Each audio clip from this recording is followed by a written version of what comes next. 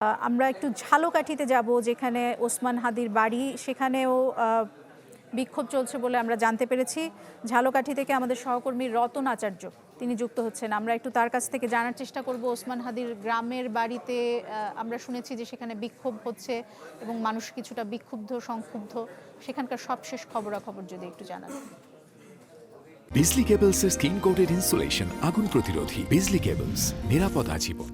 দোলা, আপনাকে ধন্যবাদ। আমি এই মুহূর্তে রয়েছি ঝালকাঠির যে কলেজ মোড় নামক স্থানে। সেই কলেজ মোড় নামক স্থানে এই যে খুলনা বরিশাল মহাসড়কের যে খুলনা এবং বরিশাল মহাসড়কের যে কলেজ মোড় নামক স্থানে, এখানে কিন্তু আসলে জুলাই যোদ্ধা যারা রয়েছে তারা কিন্তু অবস্থান করে তারা গাড়ি আটকিয়ে তারা এই অবরোধ করছে।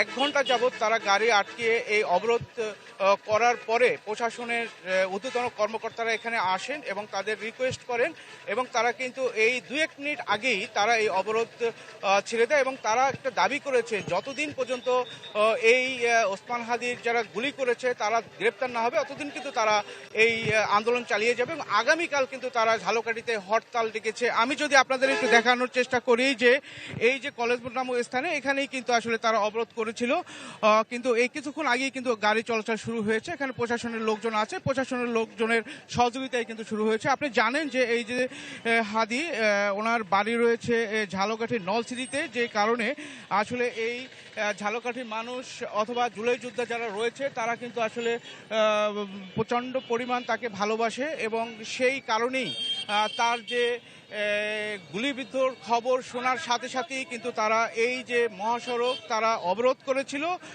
এবং তারা কিন্তু বিক্ষোভ করেছিল। এই অবরোধ এবং বিক্ষোভ করেছিল, তারা টায়ার জ্বালিয়েছিল। আপনি দেখতে পাচ্ছেন যে টায়ার যে জ্বালিয়েছিল তার কিছু অংশও কিন্তু দেখা যাচ্ছে। আর এখানে পুলিশের লোকজনও আছে, তারা কিন্তু আসলে এই গাড়ির যে চাপ, যেহেতু অনেকক্ষণ যাবৎ প্রায় ঘন্টাখানেক গাড়ি চলাচল বন্ধ ছিল, রাস্তার 2 পারেই কিন্তু শত শত গাড়ি জমা হয়েছিল, যে কারণেই কিন্তু আসলে এই চাপটা কিন্তু এখনো রয়েছে। আমরা এখানের যে এনসিপির সদস্য সচিব রয়েছেন, আমরা কিন্তু চেষ্টা করবো আসলে তার সাথে একটু কথা বলার জন্য। আমরা কিন্তু চেষ্টা করবো তার সাথে কথা বলার জন্য। আপনি সংক্ষেপে যদি একটু বলেন যে আপনারা এই প্রোগ্রামটা শেষ করেছেন না আগামী তার কি প্রোগ্রাম আছে? ধন্যবাদ। আজকের মতন আমাদের কর্মসূচি স্থগিত করা হয়েছে, কারণ অনেক জনদুর্ভোগ হয়। জনদুর্ভোগের কথা চিন্তা করে আজকের মতন আমরা কর্মসূচি স্থগিত করেছি। আগামীকাল 4টা পর্যন্ত 24 ঘন্টা আমরা প্রশাসনকে সময় দিয়েছি। এই 24 ঘন্টার মধ্যে যদি দৃশ্যমান অপরাধীদেরকে যদি শাস্তির আওতায় না আনা হয়, অ্যারেস্ট যদি না করা হয়, তাহলে আমরা আগামীকাল 4টার পরে পুনরায় আমাদের কর্মসূচি এই সেম জায়গায় কলেজ মোড়ে আবার ব্ল্যাকআউট কর্মসূচি পালিত হবে। ধন্যবাদ। ওকে, আপনাকে ধন্যবাদ। আপনি শুনছিলেন যেভাবে বলছিল।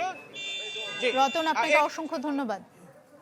দর্শক, ঝালকাঠি থেকে আমাদের সঙ্গে রতন আচার্য যোগ হয়েছিলেন। আপনাদেরকে জানিয়ে রাখি, ঢাকা 8 আসনের স্বতন্ত্র প্রার্থী এবং ইনকিলাব মঞ্চের মুখপাত্র শরীফ ওসমান হাদি তিনি আজ গুলিবিদ্ধ হয়েছেন দুপুর 2:20 বিজয়নগরের বক্স কালভার্ট এলাকায়। বাইকে করে এসে দুজন তাকে একটি গুলি মাথা লক্ষ্য করে করেন এবং তিনি রিকশায় ছিলেন। এরপরে রিকশায় করেই তাকে ঢাকা মেডিকেল কলেজ হাসপাতালের জরুরি বিভাগে নিয়ে যাওয়া হয় এবং সেখানে সবশেষ আমরা যা জানতে পেরেছি যে তার মস্তিষ্কে গুলিটি প্রবেশ করেছে এবং এখন তার সেখানে সার্জারি চলছে এবং তার অবস্থা যথেষ্ট আশঙ্কাজনক।